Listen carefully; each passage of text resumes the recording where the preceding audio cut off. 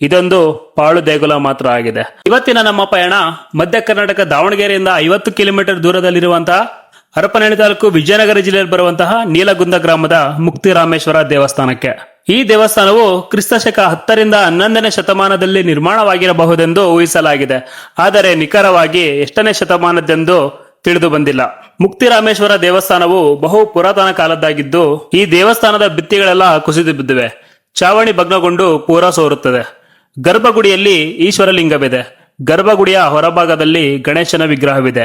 ಶಿವಲಿಂಗದ ಎದುರಾಗಿ ಹೊರಮಂಟಪದಲ್ಲಿ ಬಸವಣ್ಣನ ಮೂರ್ತಿ ಇದೆ.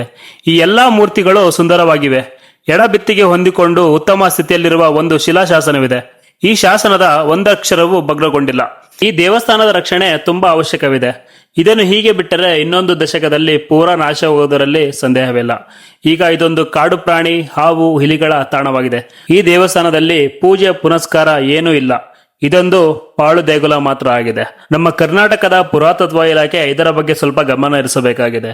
ಈಗ ಬಿಟ್ಟರೆ ಮುಂದಿನ ದಿನ ಹಿಂದೂ ದೇವಾಲಯಗಳು ಸಂಪೂರ್ಣವಾಗಿ ನಾಶವಾಗುವುದರಲ್ಲಿ ಯಾವುದೇ ಸಂದೇಹವಿಲ್ಲ. ಶ್ರೀ ಮುಕ್ತಿರಾಮೇಶ್ವರ ದೇವಸ್ಥಾನವು ಹರಪನಹಳ್ಳಿ ತಾಲೂಕು ವಿಜಯನಗರ ಜಿಲ್ಲೆ ನೀಲಗುಂದ ಗ್ರಾಮದಲ್ಲಿ ಬರುವಂತಹ ಶ್ರೀ ಭೀಮೇಶ್ವರ ದೇವಸ್ಥಾನದ ಹಿಂದಗಡೆ ಅರ್ಧ ಕಿಲೋಮೀಟರ್ ದೂರದಲ್ಲಿ ಕಂಡು ಬರುತ್ತದೆ.